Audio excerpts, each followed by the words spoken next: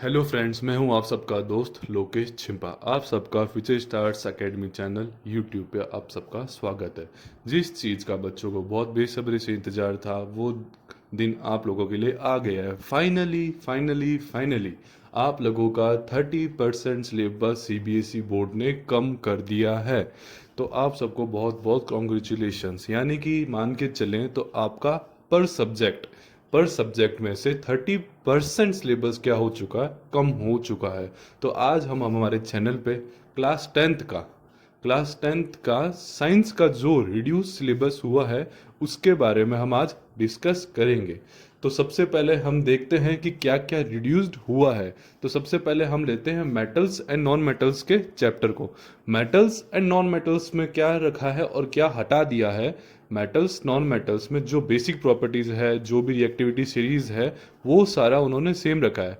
But उसके बाद में जो भी मेटलर्जिकल प्रोसेसेस है, जो भी कोरोजन है, जो भी रेंसिडिटी के टॉपिक्स है, वो सारा का सारा हटा दिया है। ये बहुत बड़ी बात है कि मोस्टली मोस्टली 70% पार्ट या 60% part metals and non metals का हटा दिया गया है। तो आप सबके लिए बहुत ही खुशखबरी वाली बात है।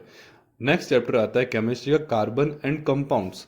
कार्बन एंड कंपाउंड्स में भी आप बहुत जो केमिस्ट्री का मेरे हिसाब से बहुत बहुत बहुत इंपॉर्टेंट टॉपिक है।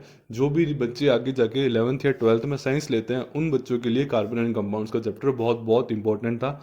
तो आप सबके लिए ये बात है कि इस चैप्टर में से मोर देन 70% टॉपिक्स हटा दिए गए हैं। जो भी नोमेनक्लेचर था, जो भी आईयूपीसी थी, जो भी एल्कोहल्स, एल्डिहाइड्स, कीटोन्स के ग्रुप्स थे, उनके फॉर्मेशंस थे, जिससे टॉपिक वेटेज रखता था, वो सारा का सारा उसमें से हटा दिया गया है। अब क्या है इस कार्बन एंड कंपाउंड के चैप्टर में? सिर्फ covalent bondings, normal properties of carbons, homologous series, that's all. उसके बाद में हम आते हैं बायोलॉजी में। बायोलॉजी के अंदर जो कंट्रोल एंड कोऑर्डिनेशन वाला चैप्टर है, जो कंट्रोल एंड कोऑर्डिनेशन वाला चैप्टर है, जो एक बायोलॉजी का मोस्ट इंपॉर्टेंट टॉपिक है, उसको उसको यहाँ से पूरी तरह हटा दिया गया है। उसको यहाँ से पूरी तरह हटा दिया गया है। ये बहुत बहुत बड़ी बात है कि पूरा का पूरा चैप्टर गायब हो चुका है। आप सबके लिए बहुत बड़ी अच्छी और खुशखबरी की बात है। नेक्स्ट चैप्टर आता है heredity and evolution. Heredity and evolution में से सिर्फ हेरिडिटी का जो पार्ट है जिसमें मेंडल्स के लॉज वगैरह आते हैं वो रखा गया है। उसके बाद इवोल्यूशन का जो भी टॉपिक्स हैं, जो भी इम्पोर्टेंट था, वो सारा का सारा हटा दिया गया है। उसके बाद में आता है the human I and colourful world, physics का। तो जिसमें से जो मोस्ट इम्पॉर्टेंट टॉपिक्स थे ह्यूमन आई के, एस्टिग्मेटिज्म या ह्यूमन आई का स्ट्रक्चर या वर्किंग जो भी था, वो सारा का सारा पार्ट उसमें से हटा दिया गया है। सिर्फ कलरफुल वर्ल्ड के कुछ टॉपिक्स रखे गए हैं। उसके बाद में magnetic effects of electric current में से आपके सिर्फ जो बेसिक इंट्रो है जो बेसिक इंट्रो है या जो बेसिक पार्ट है मैग्नेटिक फील्ड का, वो रखा गया है।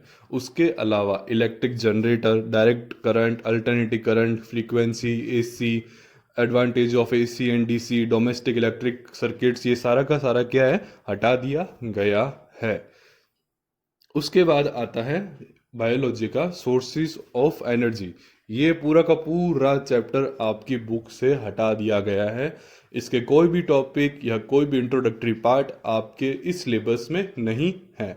उसके बाद में ओवर मैनेजमेंट रिसोर्सेज, ये भी पूरा का पूरा आपका चैप्टर हटा दिया गया है। तो ये बहुत ही अच्छी भी बात है इस साल के बच्चों के लिए कि उनका मोस्टली कोर्स क्या है, रिड्यूस कर दिया गया है। अब हम एक बार देख लेते हैं कि पूरा का पूरा सिलेबस क्या है। स्टार्टिंग से देखते हैं कि इस साल के लिए बच्चों का क्या सिलेबस है साइंस का। तो first, chemical reaction and equations. जैसे पहले था पुराने सिलेबस में वैसे ही न्यू सिलेबस में है। कुछ भी रिमूव नहीं किया गया है, सारा का सारा सेम है। उसके बाद आता है सेकंड चैप्टर केमिस्ट्री का, acid basis and salt. Acid basis and salt को भी सेम रखा गया है, इसमें से कुछ भी पार्ट रिमूव नहीं किया गया है। जो पुराने सिलेबस में टॉपिक्स थे वो ही न्यू सिलेबस में टॉपिक्स हैं। सेकंड है, थर्ड चैप्टर आता है metals and non metals. Metals and non metals में जो पार्ट रखा गया है वो है basic properties of metals and non metals, reactivity series and formation of ionic compounds. ये सब मेटल्स एंड नॉन मेटल्स में है। Fourth chapter carbon and it's compounds, इसमें क्या क्या रखा गया है, covalent bonding in carbon and compounds and versatile nature of carbon and homologous series. इसके बाद जितना भी आता है नोमेनक्लेचर, आईयूपीसी, ये सारी चीज़ें क्या कर दी गई है, रिमूव कर दी गई है, जो कि केमिस्ट्री की बहुत बहुत इंपॉर्टेंट टॉपिक्स था। तो मेरे हिसाब से एक बार सजेशन ये है कि अगर कोई भी बच्चा 11th-12th में साइंस लेना चाह रहा है तो उसको ये सेल्फ एक बार ये चैप्टर असेस्ट करना चाहिए, ताकि उसको 11th-12th में हेल्प मिलेगी। नेक्स्ट चैप्टर आप क्या है, पीरियोडिक क्लासिफिकेशन। तो वो जैसा था वैसा का वैसा है, पुराने सिलेबस में भी सेम था और न्यू सिलेबस में भी सेम है, इसमें से कुछ भी पार्ट हटाया गया नहीं है।